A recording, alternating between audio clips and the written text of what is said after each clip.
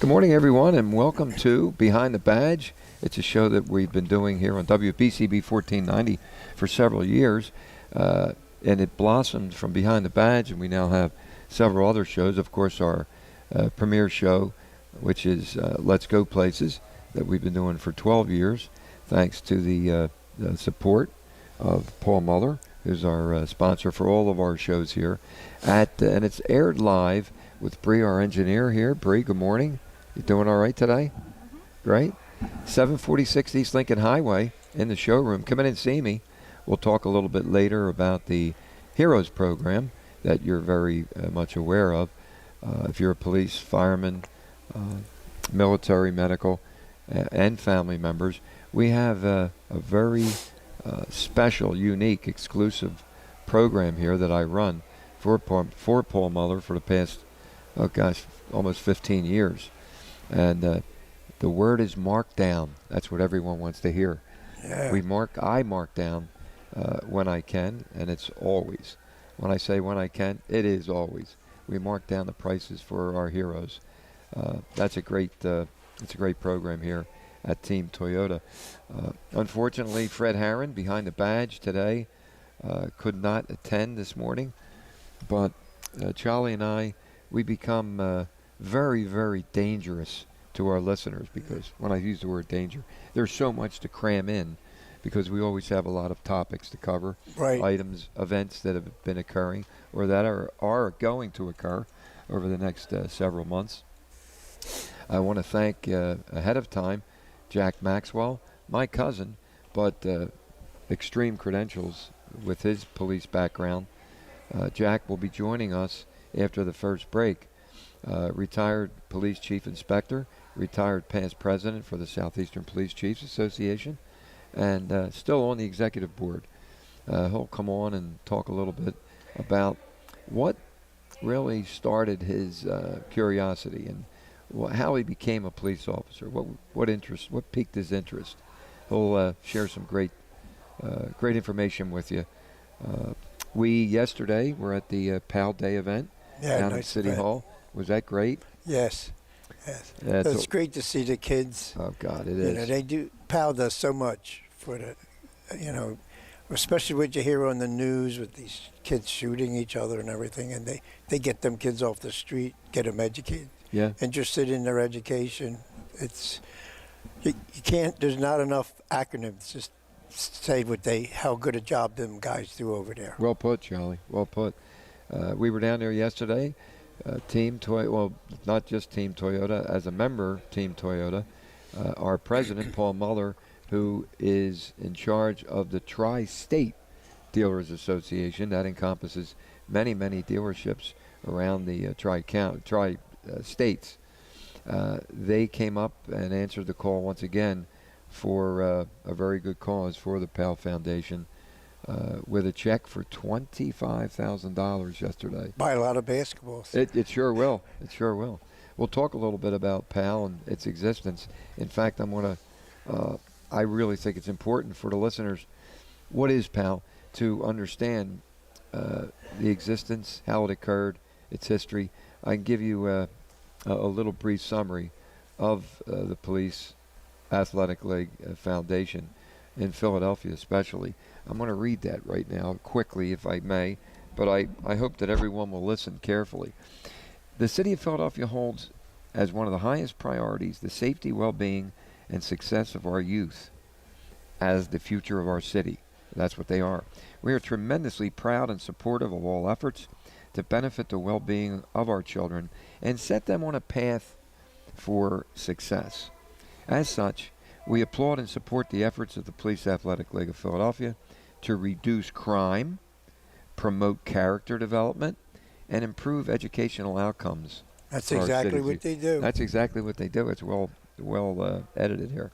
PAL started with one police officer and a group of kids playing baseball on a sandlot spot lot in North Philadelphia. And after 77 years, this organization is still a beacon of hope throughout Philadelphia's most under-resourced neighborhoods. That's a well-put, well-defined explanation, because there are a lot of under-resourced neighborhoods And the children who live in these areas, they need the direction that they get. Today, PAL operates 18 centers. Here, I'm thinking it was 15. I thought it was 15. Yeah, it's 18 centers across Philadelphia. It offers free programming that builds positive relationships between Philadelphia youth and police officers. So important. So that when children, especially not being directed, and they don't have that leadership at home, and that's what we find to be very sad. We don't want them to look at the police officers as the enemy. We want them to understand they can come to them for strength, for guidance, for direction, and many, many other things. The organization prides itself on providing events that are fun, safe, and free. PAL often, and that's why the Tri-State Toyota Dealers Association has become one of the major contributors to keep it free. PAL officers help young people in our city gain confidence, affording them the opportunities to follow their dreams and providing exposure to a variety of activities that are often out of reach financially. They can't, the opportunity is not there for them. PAL's programming has had lasting positive effects in Philadelphia neighborhoods and continues to provide opportunities for at-risk youth that would not be possible without PAL. For 54 years, the city of Philadelphia and its leaders have proudly hosted the annual PAL Day, which was yesterday, and I'm honored to be the spokesman for Toyota each and every year. Did a good job. Thank you. It really, it goes so far beyond what Toyota, the Tri-State Toyota Dealers Association, continues to provide to keep this so successful. PAL students are paired with city officials, as we know, and for real-time experience about the responsibilities and rewards of city government, guided by a dedicated city mentor. So you have the mayor, the police commissioner, fire commissioner, all of the city legislators, councilmen at large, Parks and Recreation, all of these leaders. They bring on these, they select a student from each of the PAL centers, and they shadow our city administrators for a full day. Yeah. So not only have they already, they meaning our children, these special children in these underprivileged areas and under-resourced areas, not only have they began success, but they realized the capabilities and the potential through this program with PAL Day to be able to be successful and take over someday as the leaders of Philadelphia. The mayor, unfortunately, could not make it yesterday, but we had a lot of special people there. To begin with, Kevin Bethel, who is the new Philadelphia Police Commissioner, Acting Fire Commissioner, Craig Murphy, Adam Thiel, the Managing Director, who was the Fire Commissioner for many, many years. He was there. Giselle Jones, the City Representative and Director of Special Events. Nina Ahmad, one of our council member at larges. Everyone gets involved. And our good friend Maureen Rush, who I was very happy to see. She is presently the president of the Philadelphia Police Foundation. And as she indicated to me, you know, there's a lot going on with that foundation that helps in many ways. But where the city's budget ends, and it's critical sometimes, she had indicated to me that's when her work and the foundation begins. So they're there to lend some support and direction when allow me to give you a little footnote. Yeah. Many of the police officers that work at the PAL centers use a lot of their out-of-pocket money to get stuff. That's important for the listeners to understand. Stuff for the children, you know. Sure. They go, you know, that goes unsaid. They don't get that kind of recognition, but they're there for just more than the sport. No, you're they're right. there as actually the mentor that they're called. You're right, absolutely. So they should get a little bit of credit, you know. So there's such a collaboration, and you can see the benefits when we have our city leaders and we have the wonderful police officers who it's a full-time career for them assigned to those stations. 18 of them now, Charlie, where you know they're there to help and they render social activities, and as you said, comes out of their pocket sometime. Yeah. Often, I'm certain, to continue to do what's best for the children. Yeah, it's the little things, even if it's a lunch or a sandwich or snacks. Exactly. You know, speaking maybe of snacks, some school books they may need. Yeah, you're right. Speaking of snacks, see you've already jumped into the raisin bars. They're Bill killing Redner my diabetes. Yeah, thank you, Bill Redner, for always dropping off these little snacks. Rob McGinley, one of our managers here, comes running out with his little puppy dog eyes. I think his nose is in second gear. Yeah. He smells them cakes the minute we walk in. Yeah, he doesn't ask. He just says, boy, what are they? It's like a zombie. Good. Yeah. Dun, dun. Yeah, they look really good.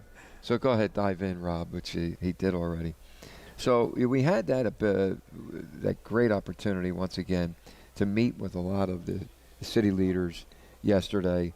And now, I haven't heard anything. I'm sure it was a very successful day where the selected students surrounding who are a part of the fabric of the Police Athletic League, they got a big experience yesterday when they were with the police commissioner, the fire commissioner, and all the other city representatives. It was fantastic. It really was. I want to mention Sergeant Michael Pascucci. Michael is the supervising sergeant down on Belgrade Street in the Richmond-Kensington area, doing a great job. We're going to have to stop down and say hello to some of these. They pop in on some of the stations, and then do an interview with them. Do an interview, yeah, exactly. So we can learn a lot more. But this proclamation that I just read, it pretty much spells it out and says it all. It really does. We have a lot of events coming up. Oh, yes, a lot. Yeah. The Survivors is coming up. Unfortunately, I forgot the exact date. It's a great outing, takes a place up the FOP on Caroline Road. And, right. There's music and entertainment and food and drinks, and it's for a great charity. It goes to support our fallen heroes, children. Yes. You can never do enough. No, and just by definition, survivors. Right. The parent, the spouse, wives, the spouses, and mothers, the children. Yeah. It's so important that we continue to do it, thanks to the direction of our past president, John McNesby. And we're going to talk a little bit about our good friend Roosevelt Poplar, who has grabbed the gavel and has taken on leadership for the end of the reign of president for this term. I think it goes into 2025 next year, and then there will be an election. And I'm confident with Poplar being, with his experience, more than 17 years as vice president under John McNesby. John, great job as always. He has taken a position with Governor Shapiro. Well, yeah, he's still working on that, but we'll see. We'll see. It's working out real well. I spoke with John the other day, and he's excited. But Roosevelt is, he is the person with the experience. He was the chief of staff for all those years under John, and loaded with a lot of energy. We'll talk a little bit about Roosevelt's his history, because there's a lot of. He has a lot of connect. He was on the state board. Yes. He was on the national board. So he has a lot of people that he can work with. Yes. That's always a good thing. Exactly. Well, you know what? Before we take a quick break, I know that we want to recognize our sponsors, as we always do.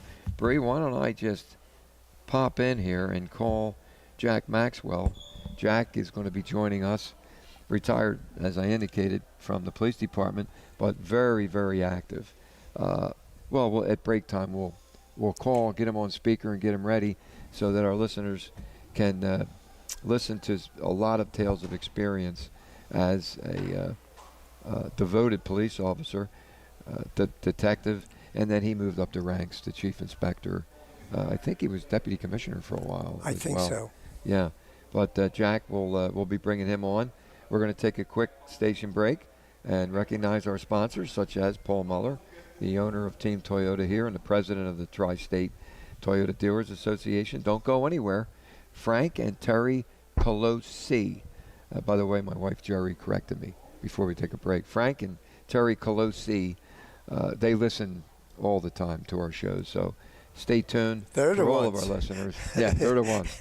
We're going to be right back after a few words from our sponsors. Yeah, and I have a bone to pick with you during a commercial. Okay, good. You forgot to remind me of something again. Okay, that's all right. There really is nothing like a home team advantage. That's why Team Toyota is the choice for your next vehicle purchase or service this season. With new Toyota models available for immediate delivery and over 100 certified used and pre-owned vehicles for any budget. Plus service specials to keep you on the road to victory. Shop or schedule online at teamtoyota.net or choose one of our 3 locations in Langhorne, Glen Mills, or Princeton. Are you part of the team? WBCB is now on your FM dial at 107.3. Serving Bucks, Burlington, and Mercer counties since 1958, you can now listen to all of your BCB favorites crystal clear on 107.3 FM. A new age for WBCB on a new frequency, 107.3. Hi, this is Mayor Jeff Martin of Hamilton Township, inviting you to tune in to our monthly radio show, This Month in Hamilton. Video stream live the 4th Tuesday of every month at 10 a.m. at WBCB1490.com. We will be featuring various guests from Hamilton Township to keep you up to date on what's going on in Hamilton.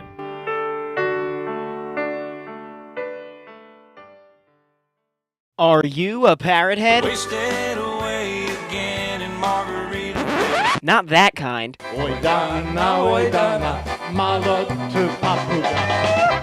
That's more like it. If you're this kind of parrot head, don't forget to check out the Denny O Polka Show every Saturday from 9 a.m. to noon right here on 1490 WBCB and online at WBCB1490.com.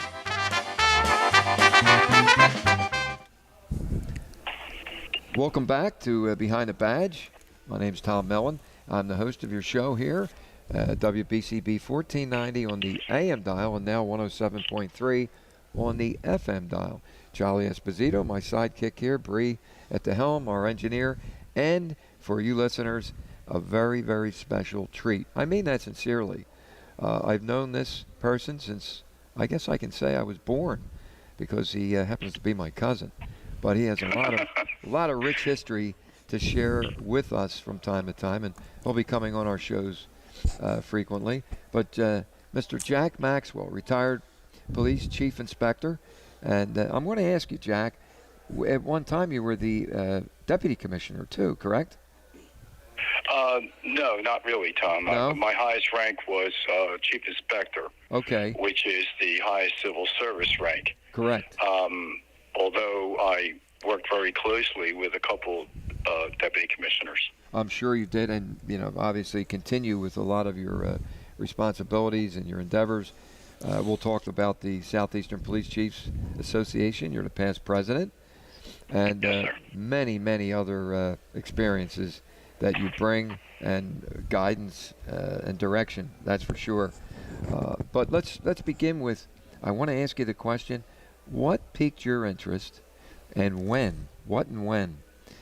What piqued your interest to become a police officer? Well, my father was in the police department. I think he joined the year that I was born, and so I kind of had that experience of seeing, him going to work, meeting his coworkers, learning about his various assignments and many of the humorous incidences that occurred, and I just thought it was just so exciting to listen to these stories and these instances and these variety of experiences. And so I guess that's where my interest initiated or was piqued. At a very young age. Yes, almost over the supper table, growing up. Great. It's funny, there's a resemblance there with regard to me. When I was in the early years of grammar school, my father never knew this, Jack, until later in life. My father being, a police officer for many years. I used to sneak in when Mom and Dad were downstairs. Your cousin, Dolores, my mother, when they were downstairs or they were out back or out front, I would rush into their bedroom, go into this is terrible, but I'm proud of it now. I'd open up the closet door. I knew where my father kept his 7549 reports, the investigation reports, and I would read them quickly and glance through them, and that piqued my interest at a young age. moved on to high school, and soon after became a Philadelphia police officer, close to the same, for the same reasons as you did, Jack. Yeah, your father was a neighborhood family that we knew, and I remember him in uniform and could talk about striking an interest. I mean, he was, as my father would say, right out of central casting. He was such a handsome guy, and he was in the old, I believe, the original Motor Bandit unit, then Highway Patrol. And yes. Rode a motorcycle, and he just was like always picture perfect in uniform, a handsome guy, and he was, like I said, he was like a poster boy for recruiting for the police department. Well, always very sharp and professional. Thank you for that compliment from my father. God rest his soul.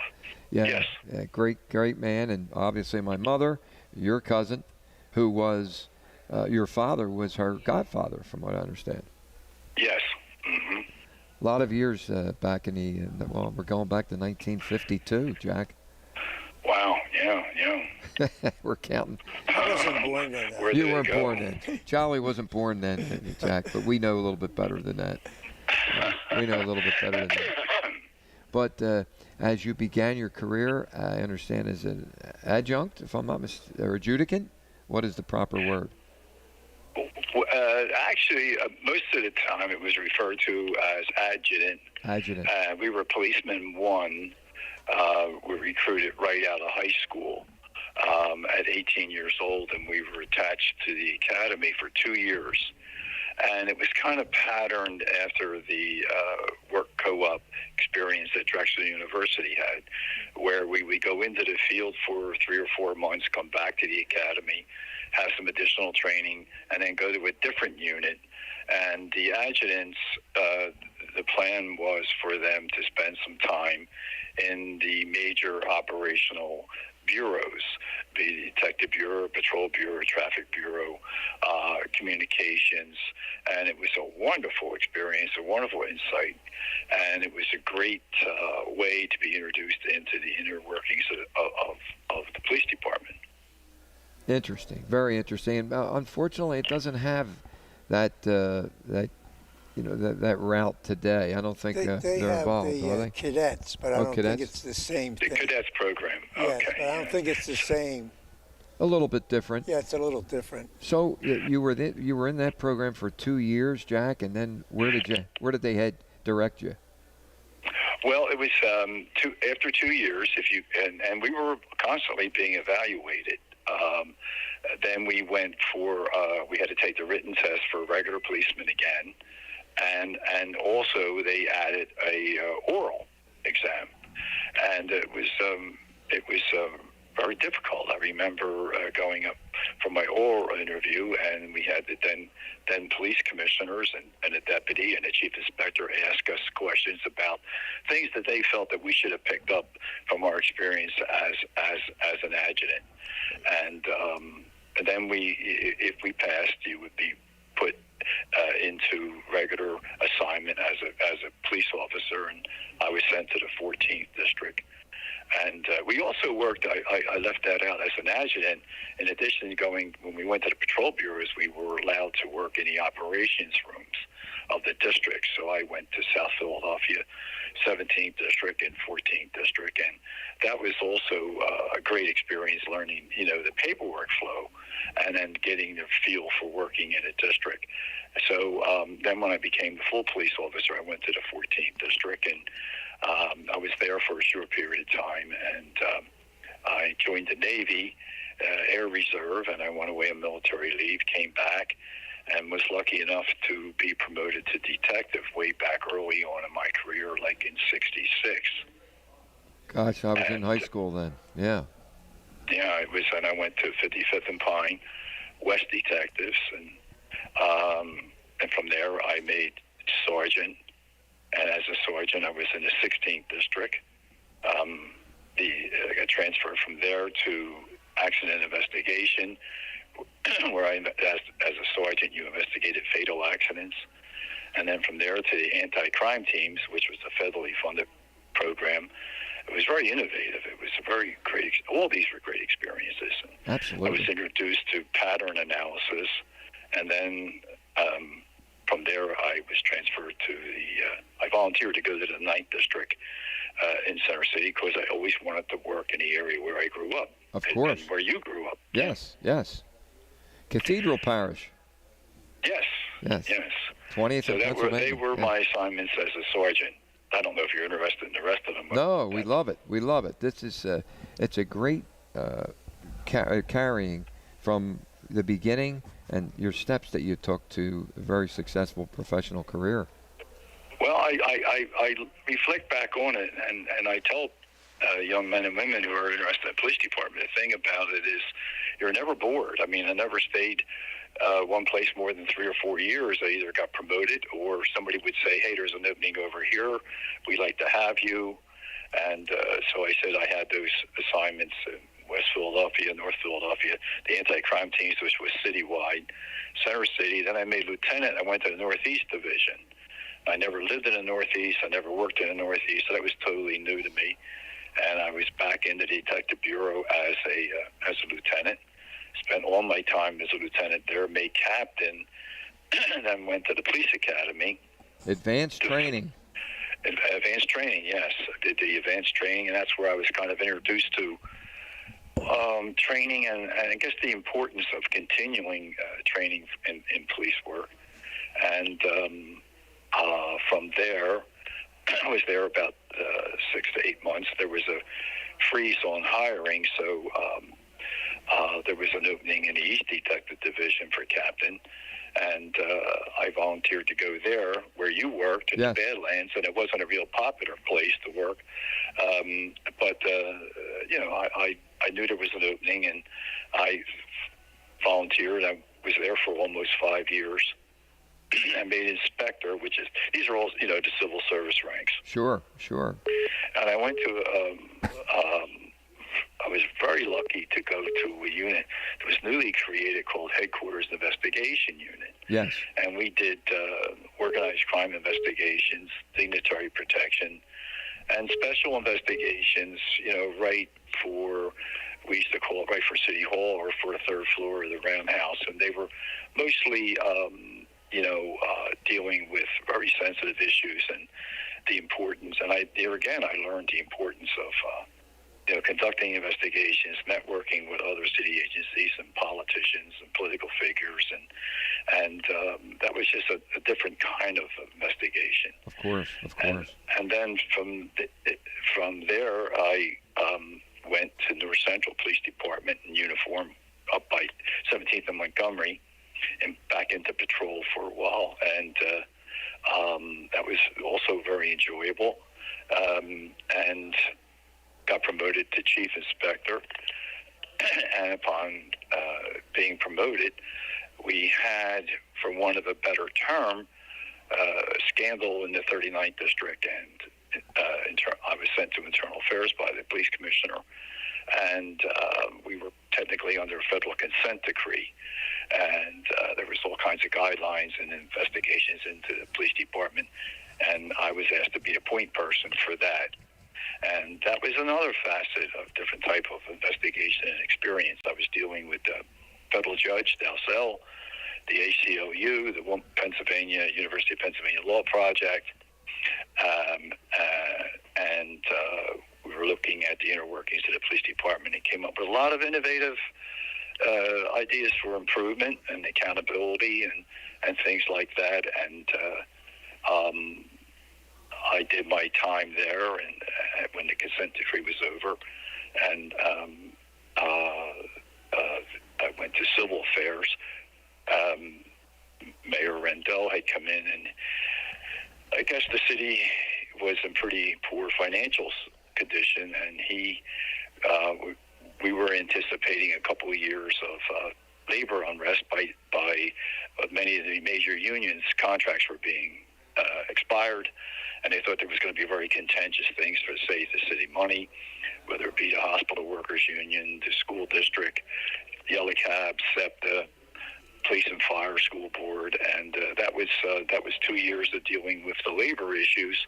And I met a whole new group of people and contacts and different way of policing. And again, just another experience. Sure. And then from there. Sure. Jack, if I may. John Timoney. Oh, John Timoney. If I may interrupt for a moment, we're going to take another quick pause.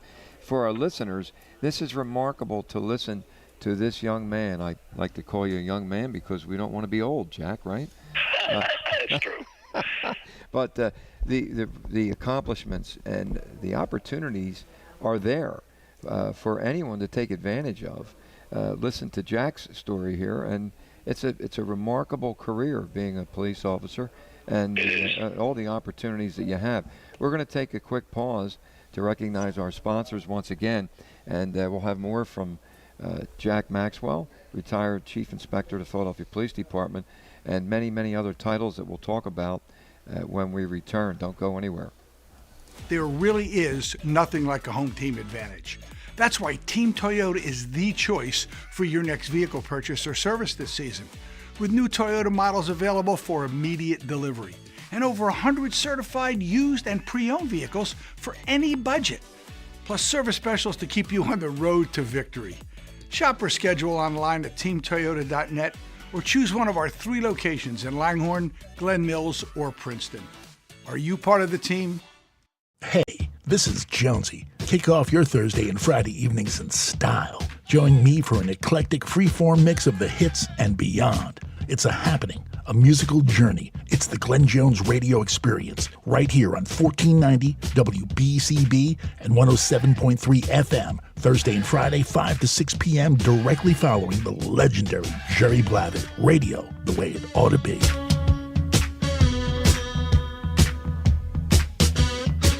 Opinions matter, and so does yours. Hi, I'm Joe Fabrizi, inviting you to join us every Monday at 1 p.m. for Opinions Matter, right here on 1490 AM WBCB. Opinions Matter is now live streamed at WBCB1490.com. We want to hear from you because your opinion does matter.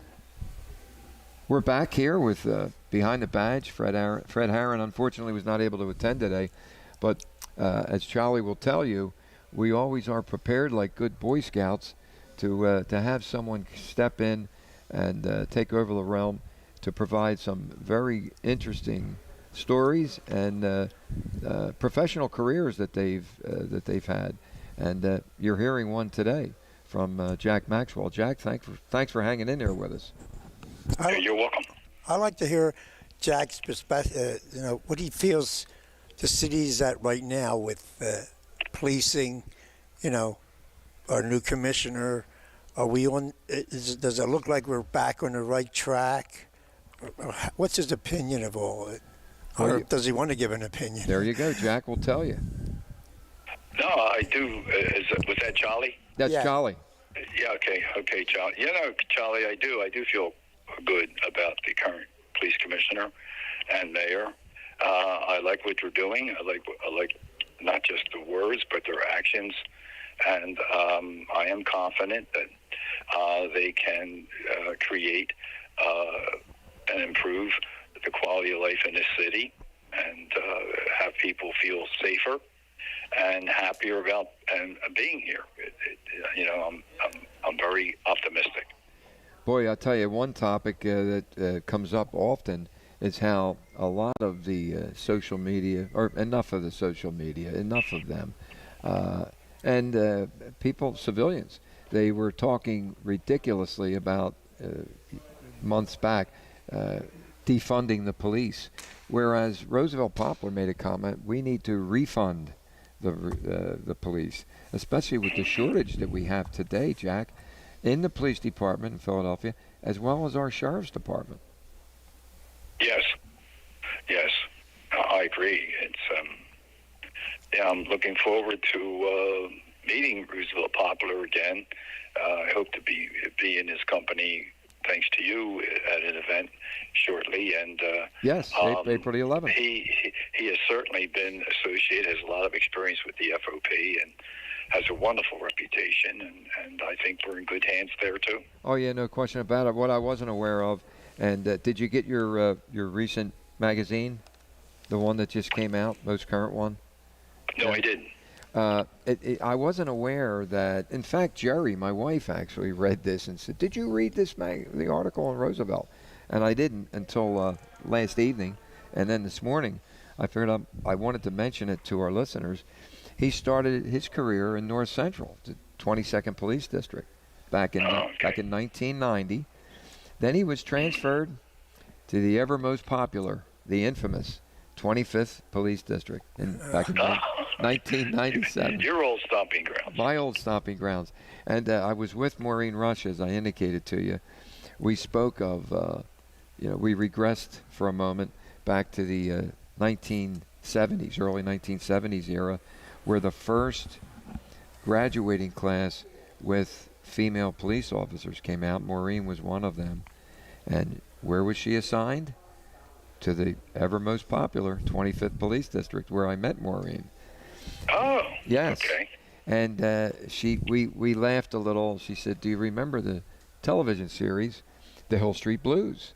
I said it was always a great show to watch. There was some comedy to it, but there was some realism as well. And she said, how about the Hope Street Blues? And we always laughed about that when back in the 70s. Oh, yeah. Because it sat on Hope Street there, front Westmoreland and Hope Street. Yeah, the little street behind it district. You had to work over there to catch on to that. Yeah. She had mentioned the Hope Street Blues. I said, my God, but boy, what a career she marked for herself.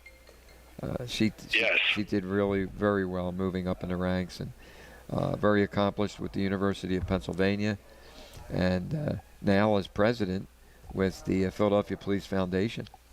Great young lady. Oh, I agree. Have you known her for a long time? Yes. While I was at the academy, in charge of advanced training, we put on some volunteer training programs because there was no hiring going on. So we had the space and time, and we did some in-service training that was required and then voluntary. And I remember Maureen was one of the first, and she came to all of them. She came to any kind of training that was being offered, and she would be there in the front row. And she just struck me as being someone that was very interested in learning and becoming more knowledgeable and professional. Sure. So I go back to, that would be in the early 80s. God. And that's where we first met. And then I was remembering when the University of Penn was looking for someone to come on board in security, and having worked in West Philadelphia, I forget the gentleman's name now that was head of security. We happened to be talking, and he was looking for some names, and I remember, bringing Maureen's name up. Not that I'm responsible for her being hired, because I don't think she was actually hired at that time, but it was right after that. And they were looking for someone to come in and work on the women's end of it for women's programs, and they felt they wanted the female in security, and I gave 3 or 4 names, and they hired them all, ultimately, one sooner or later. Sure. Boy, and she was with the University of Penn for some time. Yeah. Quite some time, right? Yeah. Right. Yeah. She has a great resume, too.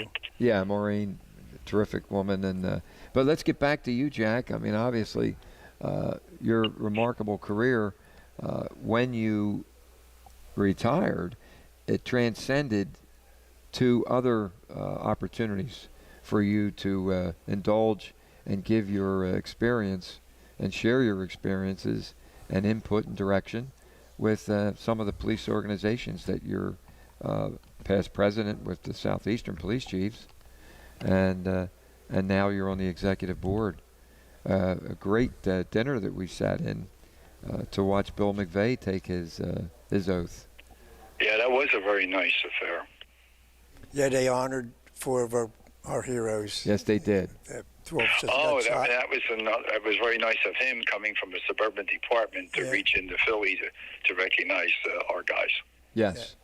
Yes. And also very nice of the police commissioner to come with his wife and spend the entire evening. He was there the whole evening. Yeah. Yeah, just not to come in and say a few words. I mean, he came there and mingled. spent time with people, and seems very anxious to reach out to the chiefs in the surrounding counties. Sure. Which is important. It's a compliment to him. Now, here's another chapter in your book, Jack, and although they don't meet as often as I would like to see it happen, I actually was invited, Paul Muller was invited, we sat in down at the Union Leg to a society that you're very much a part of, the VDOC Society. Oh, yes. Another great organization.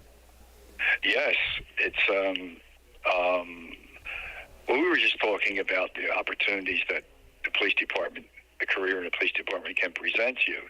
So as a result of my experience in the police department, that I was invited to one of the early meetings of the VDOC Society, which is named after Francois Vidocq, who turned out to be a master criminal in France, who later on decided to work with the police, I guess, cut his prison sentence short.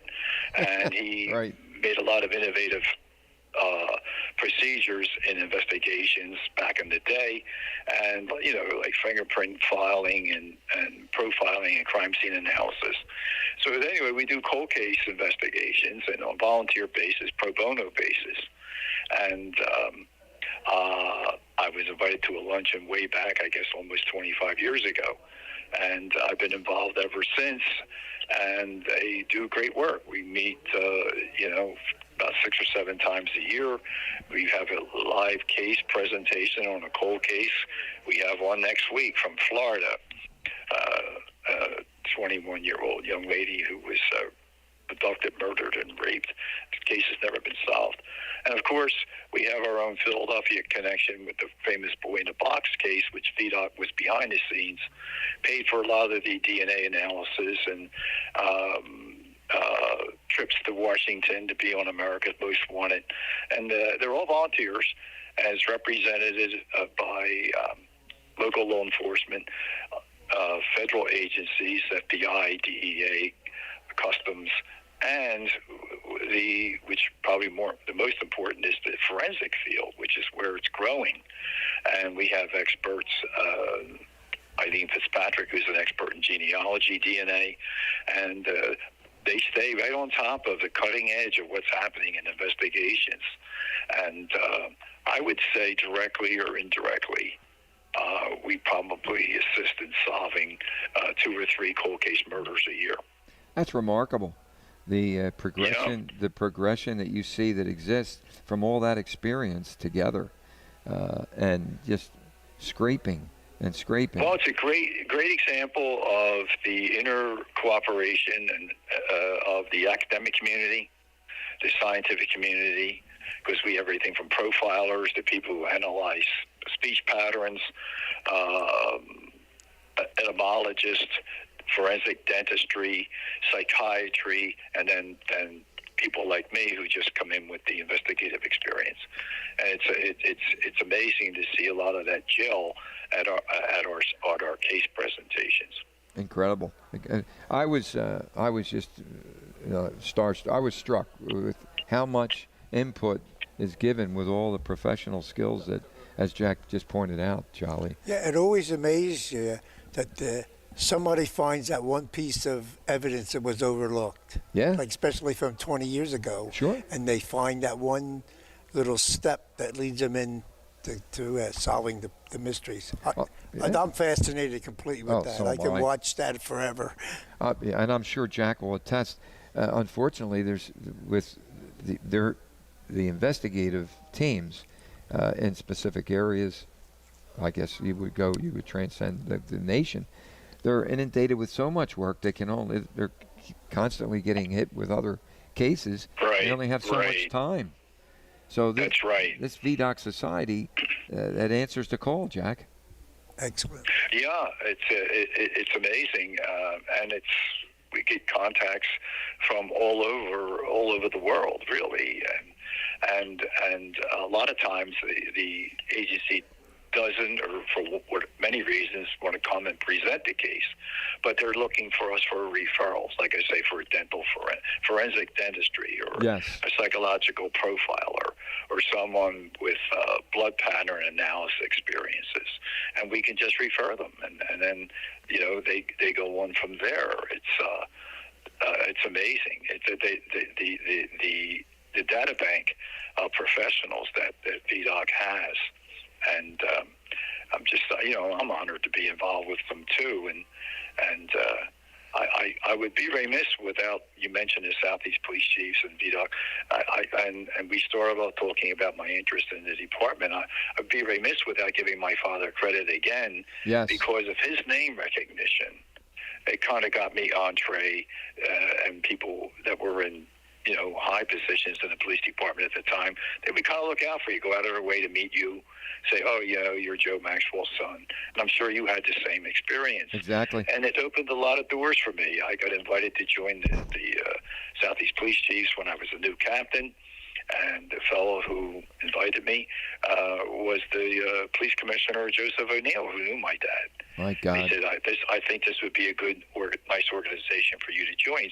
So, that opened a lot of doors for me to get that invitation. And that's been a wonderful experience. And the same thing as, my father was a detective in South Philadelphia for 20-some years, and it's the same thing. The people that were organizing the VDOC said, thought I might be a good addition because of that experience, and being still active in the department at the time and doing investigations.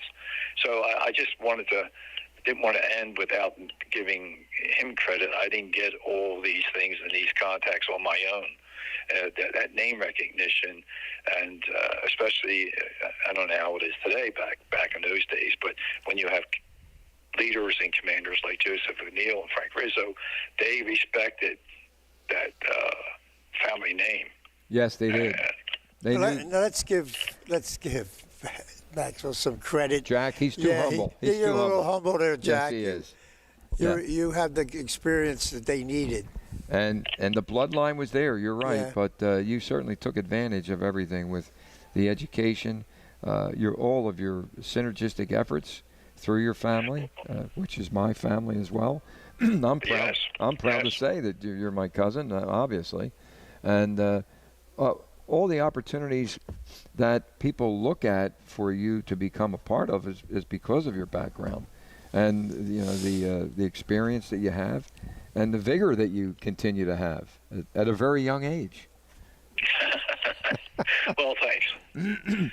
Well, Jack, it's amazing how time flies by here, but I want to thank you for stepping in and sharing a lot of good information for our listeners and for us, too. We always enjoy it. Bree enjoys it.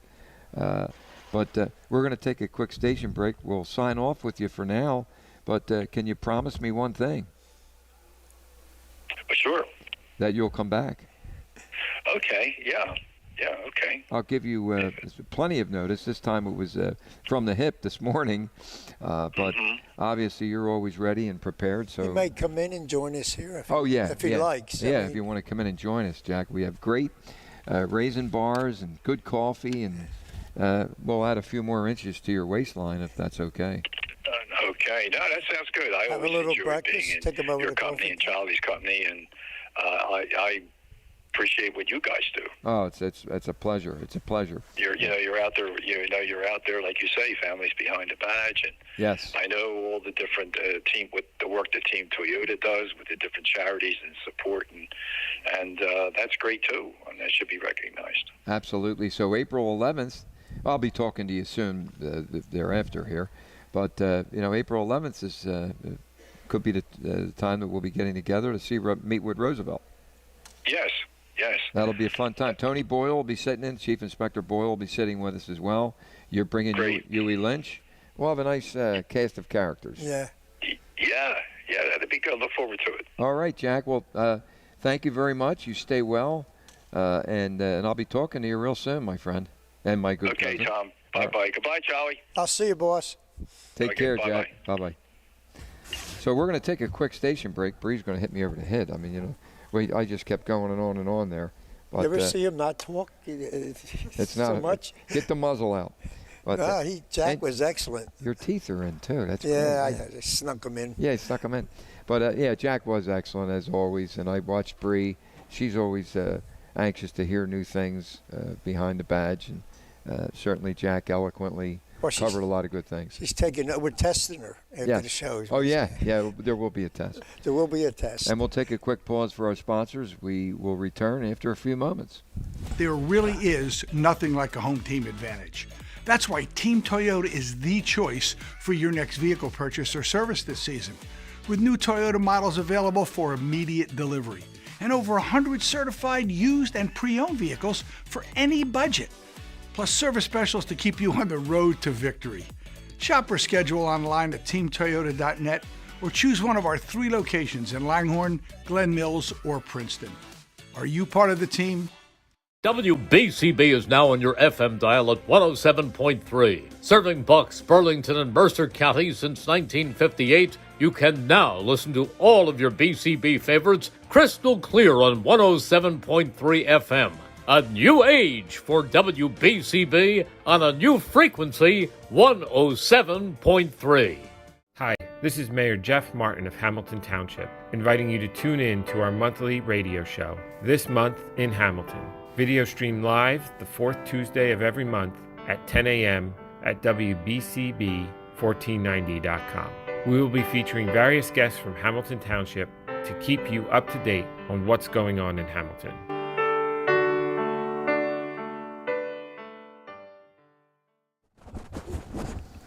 Welcome back to Behind the Badge here with Tom Mellon. I'm your host. Charlie, my co-host, that Charlie went quick, didn't it, Tom? It goes by so fast. The president of our retired police, fire, and correctional officers. I always say correctional officers now. Yes. Because eventually we'll have to change. And sheriffs. And sheriffs. Let's not forget our sheriffs as well. Bree here doing a splendid job as always. And as we speak about this all the time on all of our shows, the time goes by too quick. It really does. It does. We have about 6 minutes, but let's briefly cover. It's a sensitive issue. I guess it can be irritable at times because many people talk about the Windfall Act.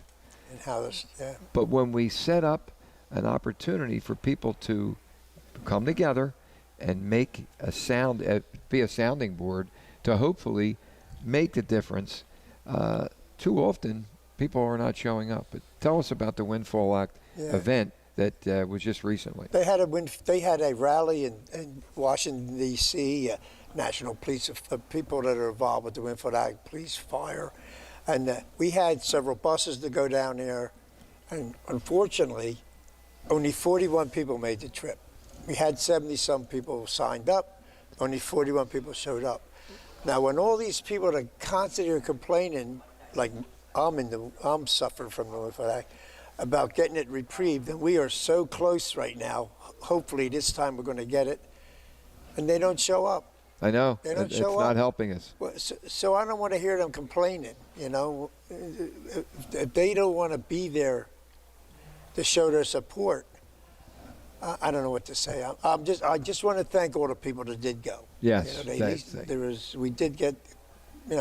And hopefully we're on the cusp of seeing something successful. And we're very close. That will occur. The closest we ever been. Good. We only need a few more politicians to bend a little way, and we'll get it. The problem is, I don't know how much time. No, we still have a few minutes. The problem is, every time we get this bill close, you know how politics work. They add 57 riders on it.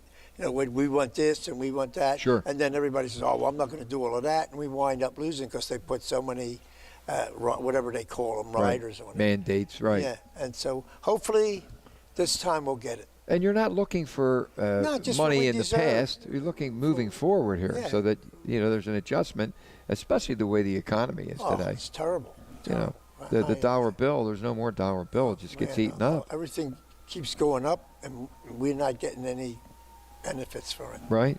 And even if they want to raise the benefits, give the retirees or these people, give them some incentives, like you don't have to pay for this, or you don't have to give us a break on certain things, exactly. Taxes, and But we'll see. Yeah, we'll see how it We got our goes. fingers crossed again. Yeah. What are we going to do? The April 15th Tour of Honor trip is booked. It's sold out. Yeah. We speak about the organization each and every time on the show. Joe Safran, great job as always. Charlie, you as well. We have a great board and a lot of volunteers. There's no I in team. Oh, yeah. It's all teamwork. It's everyone. Plenty of volunteers. Yeah, putting things together. They make the trip very, very good for her. And thank you to Parks. Yeah, I mean, Parks Casino, they're incredible with their support. Paul Muller here. Paul. Our office now, our location is at 746 East Lincoln Highway, thanks to Paul and a lot of his contributions. That's pretty much a wrap. I want to thank Joe Gall for all the work he's doing, the aggressive pursuit with this Safety Blue Alert. We'll be talking more about it as we go along. Safety Blue Alert, it's an instrument. It's radar, and it's a device. It's only a small, tiny device. It's a life-saving device. It's a life-saving device. Thank you for saying that. Yeah. That will be installed in the light bars and underneath the seat of a police officer, whereas we will see an incredible decline in mortality with with the loss of lives with our police officers. We'll talk more about that, and we'll be bringing Joe on the show so that he can cover a lot of these points about the product that just is going to make it so effective. Yeah. Absolutely. But Bree, I guess we're releasing towards the end here. Yeah. Yeah, just a few minutes. Child, any She said 3 or giving us a different. No, I think it was 3. Oh, okay. Take it easy now. We're on the air. I know. Yes. No, she's saying 3 minutes. But I want to thank Jack Maxwell for coming in with his eloquent words of wisdom and the experience that he's had. He's my cousin. I mean, we've parted so often because everybody goes in different directions. Name dropper. Yeah, but Jack's just he's a wealth of experience with police work, and it continues with him, and that's why he's revered by many people, including the police commissioners, the mayors. Never heard a bad word about Never Jack. heard a bad word about Jack. He's involved in a lot of other things, Sacred Heart Society. Yes, he is. He could have Malvern. He could have named Retreats. 50 other things if he wanted to. He's like you say, he's modest. Yes, he is. Doesn't Very want to humble. pat himself on the back. No, never so we're does. there to do that for him. Yeah. And I want to thank once again everyone for listening in. Tell everyone around the neighborhood that you can watch this. It's streamed live. You can go on YouTube, Google it, and just when you Google it, WBCB live stream. You'll see our shows. Tom Mellon, Let's Go Places, Behind the Badge, Justice for All. They're all there for you to watch at any time. And they're interesting topics, right, Bree? And she really agrees. She really means it sincerely. I think we kept her awake this time. Yes, we did. She's always awake. Yes. If she falls can't wait asleep, we're in trouble. I think she's going down the shore right after the show. You are, Bree? Go down the shore? No? You wish. Yeah, with the way the weather is. So once again, we're coming to the close of our show here. Let's Go Places, obviously Behind the Badge today. Our next show will be with Jennifer Shorn. That'll be the end of the month. We'll have interesting guests that our district attorney, guests, yes. Our district attorney here in Bucks County will bring on. As I say at the end of all my shows, be safe, stay well. Jerry, I am coming home to walk the dog with you. Don't text while you drive. Very dangerous out there. And most importantly, Charlie, as I tell everyone at the close, God bless America.